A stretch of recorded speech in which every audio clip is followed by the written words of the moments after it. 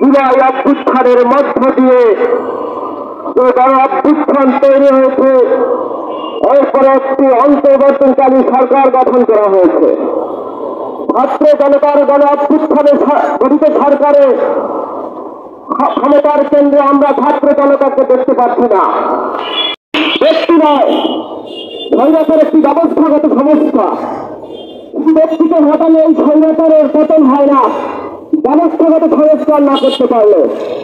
বন্ধুগণ, আমরা দেখেছি 1968 সালে ব্রিটিশ আইন দিয়ে এই দেশের পুলিশ আইন সংগত কারণেই ব্রিটিশদের আইন দিয়ে পরিচালিত এই রাষ্ট্রে ব্রিটিশদের কলোনিয়াল স্টেটের এই সমস্ত আইনে তারাই বসেছেন, তারাই ক্ষমতার কেন্দ্রের দানবে পরিণত হয়েছেন। আমরা বলতে চাই যে সেই ব্রিটিশ আইনকে সংশোধন করতে হবে। বন্ধুগণ, আমরা বলি যে বাংলাদেশের সকল শ্রেণী এবং পেশার মানুষ যাতে বাংলাদেশের ক্ষমতার কেন্দ্রে আসতে পারে, সেই কারণে সকল পেশাজীবী দলের প্রতিনিধিকে এই সংসদে নিতে হবে। সকল শ্রেণী পেশার মানুষকে নিয়ে একটি গণ অভ্যুত্থানের পরে একটি জাতীয় বিপ্লবী সরকার গঠন করতে হবে।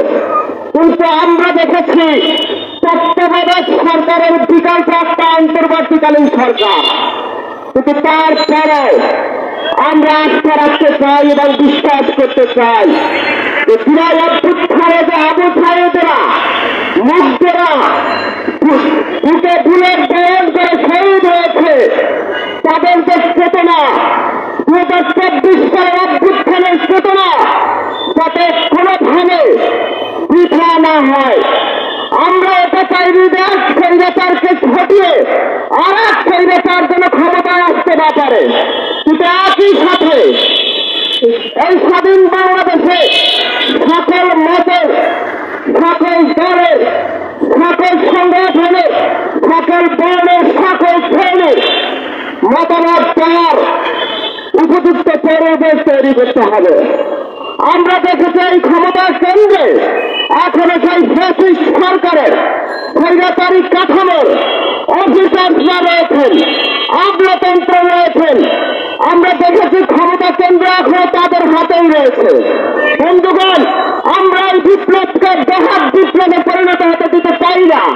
আমরা চাই এই ছাত্র জনতার বিপ্লব, এই 24 অভ্যুত্থানের চেতনা যারা প্রকৃত অর্থে একটা বাংলাদেশকে আগামী প্রজন্মের জন্য একটা নিরাপদ এবং একটা অস্ত্রবহ করে তোলে। বন্ধুগণ, আমরা দেখেছি প্রতিবারই আমরা একটা প্রতারণামূলক বিপরীতের শিকার হয়েছি, কারণ আমাদের সামনে কোনো রূপরেখা নাই। আমরা আজকে বলতে চাই, যদি ক্ষমতার বিকেন্দ্রীকরণ করতে চান তাহলে সকল শ্রেণী পেশার মানুষকে সংসদে একটি উচ্চ কক্ষ করে সেখানে সকল পেশার মানুষকে প্রতিনিধি করুন। একই সাথে সকল রাজনৈতিক দল থেকে নির্বাচনের মাধ্যমে প্রতিনিধি যারা আসবেন তাদের জন্য একটা নিম্ন কক্ষ করুন। তাহলে একটা ফেডারেল গভর্নমেন্টের মাধ্যমে ক্ষমতার একটা সেকেন্ড ব্যালেন্স তৈরি হবে। আমরা এইরকম একটা সরকার করতে চাই। আমরা শুধুমাত্র কয়েকটি সদস্য নিয়ে যদি সরকার গঠন হয় তাতে এই ক্ষমতার কেন্দ্র, এই দানবের আমলাতন্ত্রকে আপনি হটাতে পারবেন না। তাহলে এই বিপ্লব আমার বৃহৎ বিপ্লবে পরিণত হবে, যাতে আমরা সকলেই ছাত্র জনতা রাজপথে থাকবো এবং এই জুলাই বিপ্লবকে যাতে আমরা সত্যিকার অর্থে এই চেতনাকে ধারণ করতে পারি। একই সাথে 1971 সালে 30 লক্ষ শহীদ এবং 2 লক্ষ মা বোন সাম্য, সামাজিক মর্যাদা এবং সামাজিক ন্যায় বিচারের জন্য যে জীবন দিয়েছে, সেই চেতনাকে ধারণ করে আগামী বাংলাদেশ গর্ব ইনশাল্লাহ। এই প্রত্যাশা ব্যক্ত রেখে আপনাদেরকে উদাত্ত আহ্বান জানিয়ে আমি আমার বক্তব্য এখানে শেষ করছি।